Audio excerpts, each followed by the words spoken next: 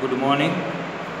ધોરણ 9 આપણે થોડા લેટ થઈ ગયા છે, પણ ફરી પાછા આપણા વિષયમાં આગળ વધશું।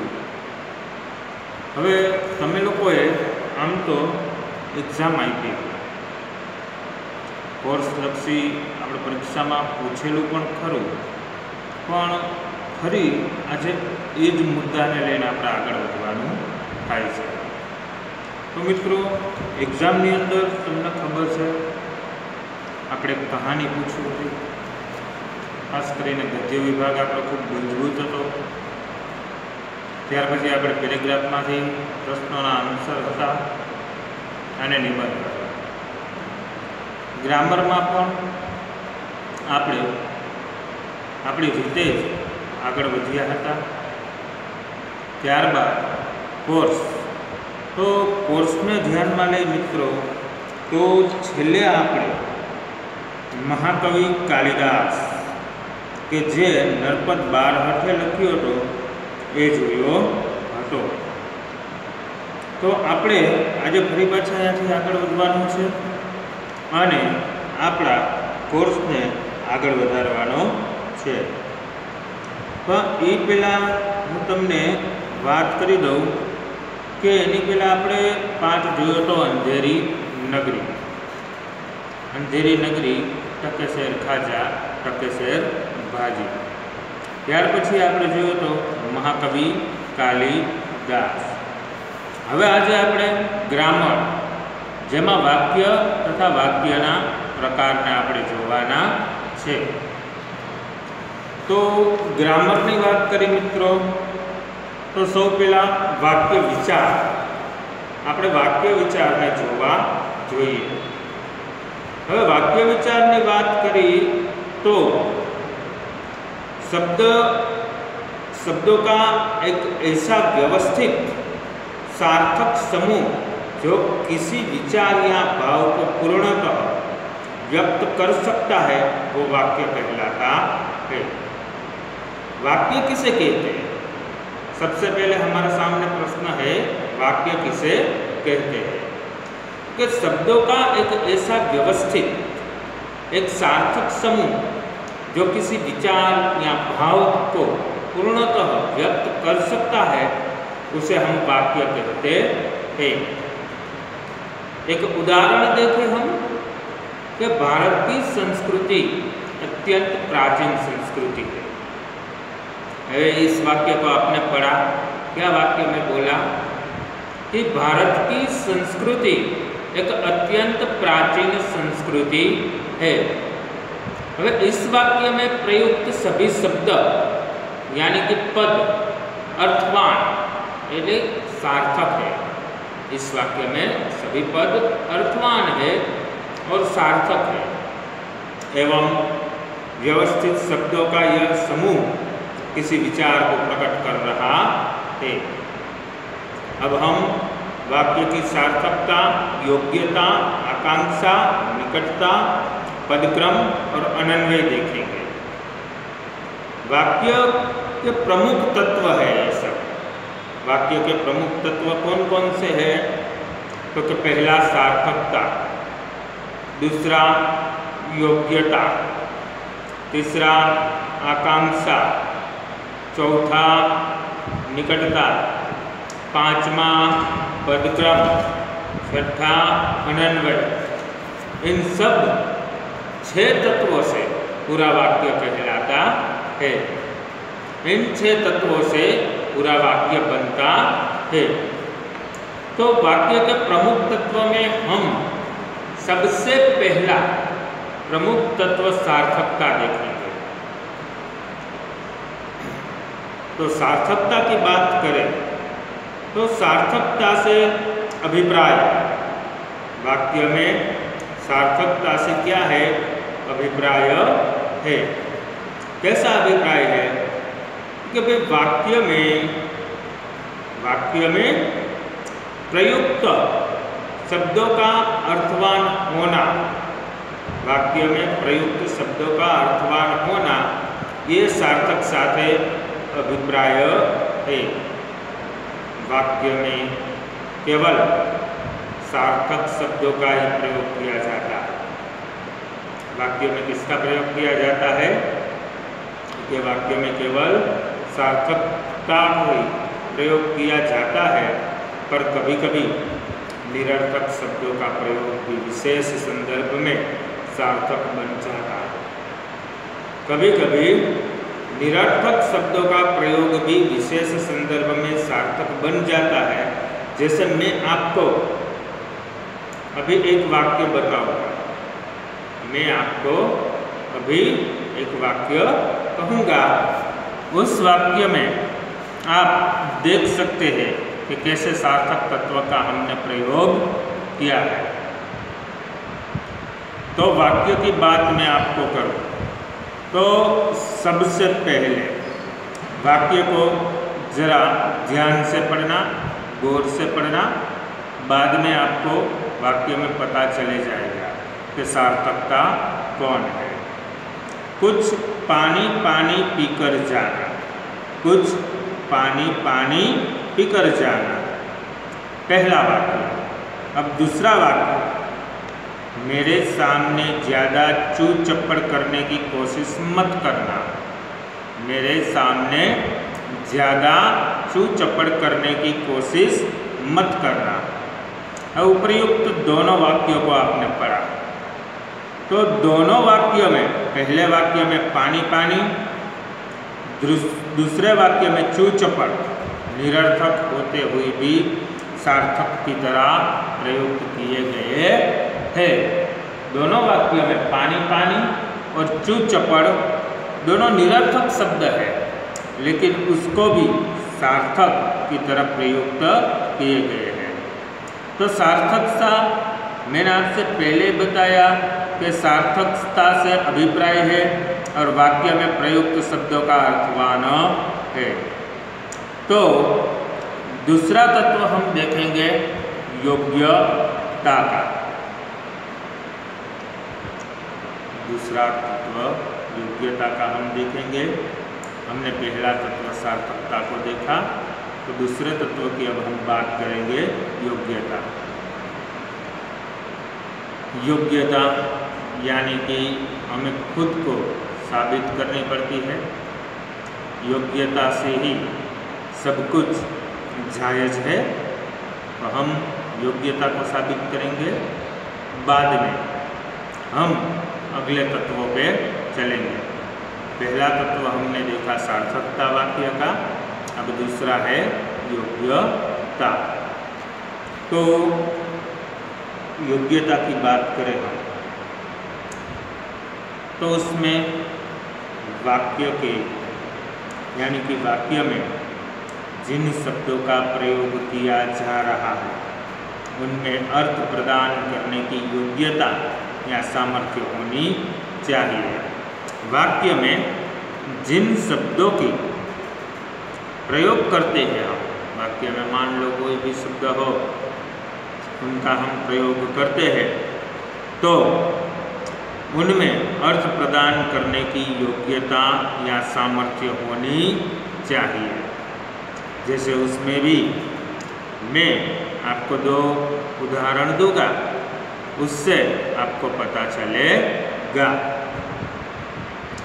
मैंने पानी खाया, इस वाक्य में प्रयुक्त तीनों शब्द सार्थक है। मैंने पानी खाया, इस वाक्य में प्रयुक्त तीनों शब्द सार्थक है, पर शब्दों के इस समूह में वांछित अर्थ देने की योग्यता या क्षमता नहीं है।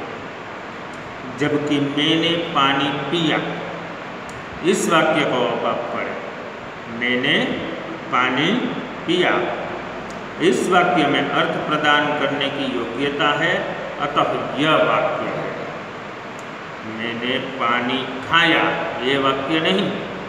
मैंने पानी पिया, मैंने पानी खाया वाक्य में प्रयुक्त तीनों शब्द सार्थक है, लेकिन वाक्य में अर्थ प्रदान करने की योग्यता देखें तो उसमें मैंने पानी पिया, ये अर्थ प्रदान होता है। अंतः में यही वाक्य सिद्ध होता है और यही वाक्य सच्चा भी होता है। अब हम तीसरे प्रमुख तत्व आकांक्षा की बात करेंगे। आकांक्षा से आशय है कि वाक्य अपने आप में पूरा होना चाहिए। आकांक्षा से आशय है कि वाक्य अपने आप में पूरा होना चाहिए, अर्थात उसमें किसी शब्द की कमी के कारण अर्थ प्राप्ति की जिज्ञासा न बनी रहे, उसे आकांक्षा कहते हैं। जैसे चाहता है, पढ़ना चाहता है, वह पढ़ना चाहता है। तीनों में तीसरा वाक्य है, ये पहले दोनों में कौन और क्या, ये शब्द की घट है आकांक्षा की। कौन सी घट है आकांक्षा की? क्योंकि चाहता है, पढ़ना चाहता है, वह पढ़ना चाहता है। तीनों शब्दों में, तीनों वाक्यों में तीन शब्द कौन और क्यों, इन दोनों की घट है और वो आकांक्षा से आपके सामने पूरी होगी। तो तीसरा प्रमुख तत्व हमने देखा आकांक्षा। पहले दो प्रमुख तत्व थे हमारे सामने, पहला था सार्थकता, दूसरा था योग्यता, तीसरा था आकांक्षा। आकांक्षा की बात में अब हम आए हैं, तो मैं आपको बता दूं,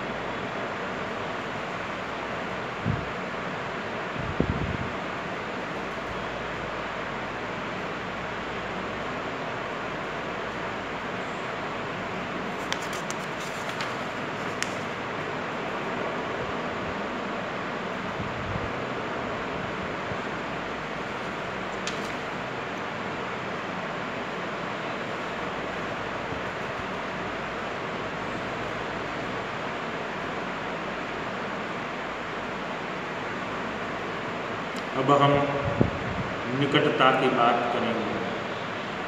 निकटता, वाक्यों के पास पद जो निकट होते हैं उसे निकटता कहा जाता है। वाक्य की निकटता की हम बात करें तो वाक्य में शब्द को बोलने और लिखने में उचित निकटता होनी चाहिए। यदि कहीं उचित विराम की आवश्यकता हो तो वहाँ विराम चिन्हों का प्रयोग अपेक्षित है। कोई भी वाक्य बहुत रुक रुक कर या जल्दी जल्दी बोलने से वाक्य का अर्थ स्पष्ट नहीं होता। किसी वाक्य का अर्थ रुक रुक कर या जल्दी बोलने से स्पष्ट नहीं होता। निकटता में वाक्य बोलने या लिखने में निकटता होनी चाहिए और उचित जगह पर विराम होना भी बहुत जरूरी है।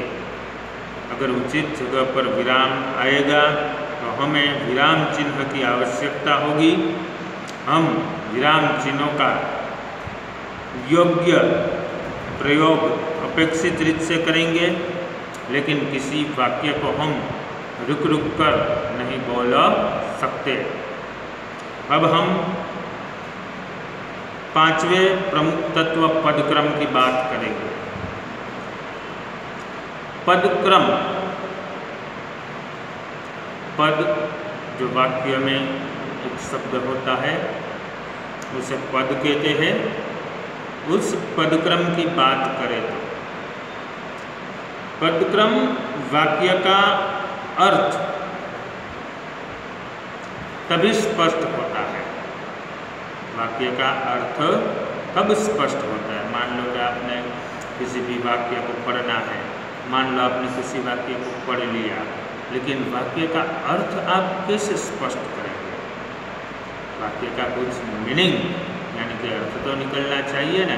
अगर अर्थ स्पष्ट होगा तो हमें वाक्य का पता चलेगा। तो पदक्रम से वाक्य का अर्थ स्पष्ट होता है। पदक्रम से वाक्य के अर्थ बोले जाते हैं। पदक्रम से ही वाक्य का अर्थ स्पष्ट, और वाक्य में जब उसमें प्रयुक्त सभी शब्द यानी कि पद जैसे कि उचित क्रमों में प्रयुक्त किए गए हो तो उसे पदक्रम कहते हैं। वाक्य में पद उचित क्रम से प्रयोजित किए जाए तो उसे पदक्रम कहते हैं। और पदक्रम की वजह से ही वाक्य स्पष्ट कहलाता है। मैं आपको एक दो उदाहरण देता हूँ, एक दो वाक्य बताता हूँ, उसमें आपको पता चलेगा कि पदक्रम कैसे स्पष्ट किए जाते हैं। मैंने केवल एक पत्र लिखा है। वाक्यों को गौर से पढ़ें। मैंने केवल एक पत्र लिखा है। मैंने केवल एक पत्र लिखा है। अब मैं आपको दूसरा वाक्य बताऊंगा। पहला वाक्य आपने देख लिया। पहले वाक्य में मैंने आपको बताया कि मैंने केवल एक पत्र लिखा है। दूसरा वाक्य, केवल पत्र एक है, लिखा मैंने। वाक्य को मूव कर दिया अलग अलग तरीके से। अब हमें वाक्य को सीधे पदक्रम में बनाना है और वाक्य के अर्थ को स्पष्ट करना है। मैंने केवल एक पत्र लिखा है, केवल पत्र एक है, लिखा है मैंने। तो हम इन वाक्य को दोबारा पदक्रम में सेट करके रखेंगे और पूरा जो वाक्य है जिनका अर्थ एक होता है उसे हम बनाएंगे। तो आगे चलते हैं। उपर्युक्त दोनों वाक्य को आपने पढ़ा कि मैंने केवल एक पत्र लिखा है। दूसरा वाक्य, केवल पत्र एक है, लिखा है मैंने। दोनों को अब हम स्पष्ट करेंगे इस उदाहरण के माध्यम से।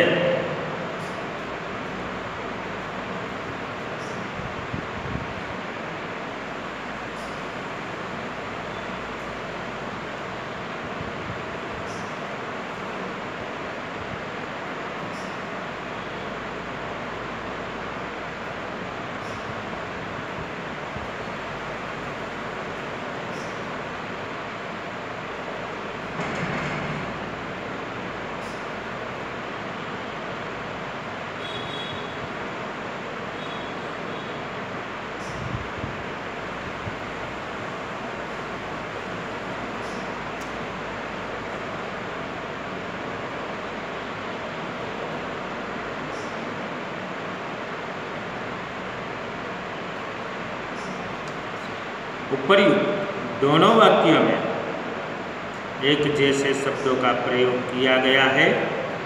प्रथम वाक्य से अर्थ निकल रहा है कि मैंने केवल एक पत्र लिखा है, एक से अधिक नहीं, या पत्र लिखने के अलावा और कुछ नहीं किया। जबकि दूसरे वाक्य से कोई अभीष्ट या इच्छित अर्थ नहीं निकल रहा है।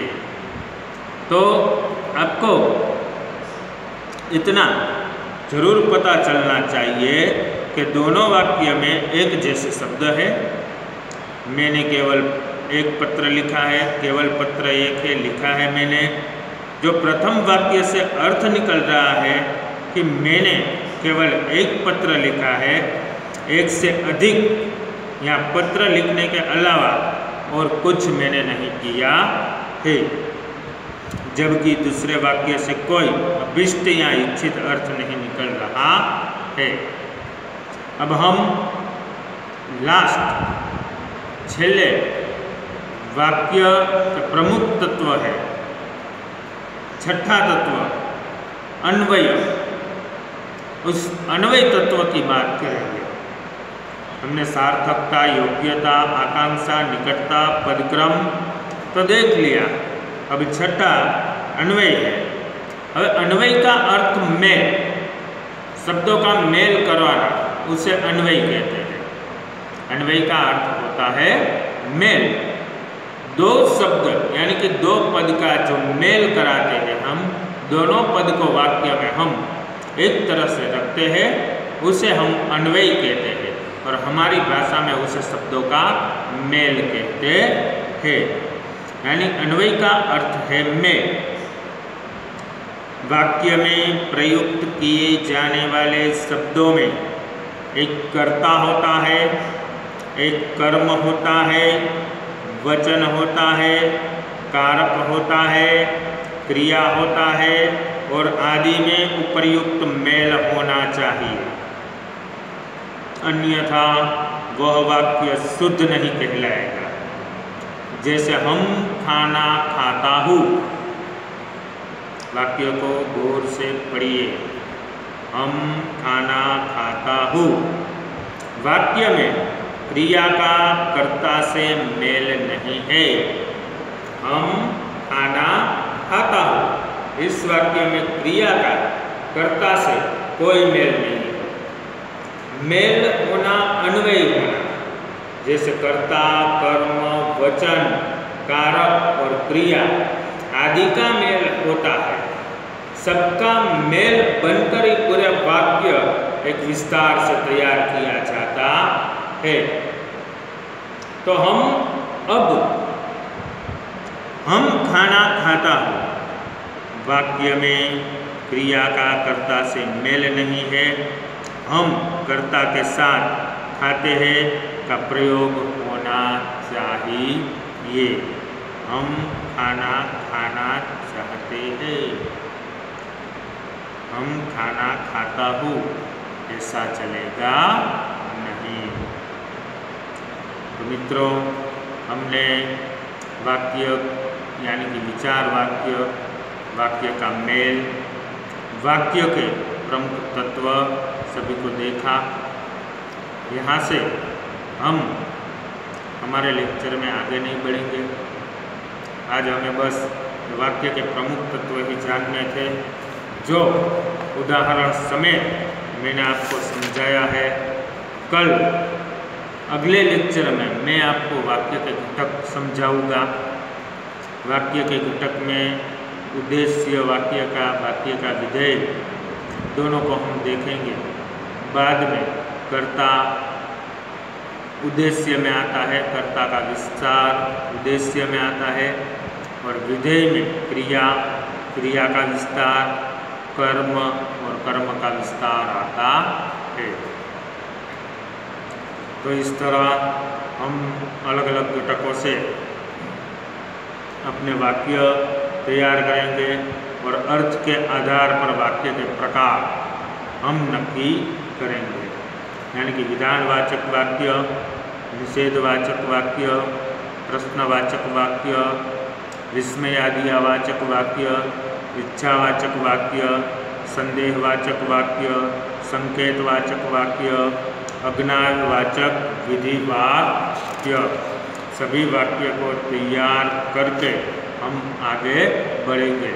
यहाँ से हम अपने लेक्चर को विराम देते हैं। अस्तु।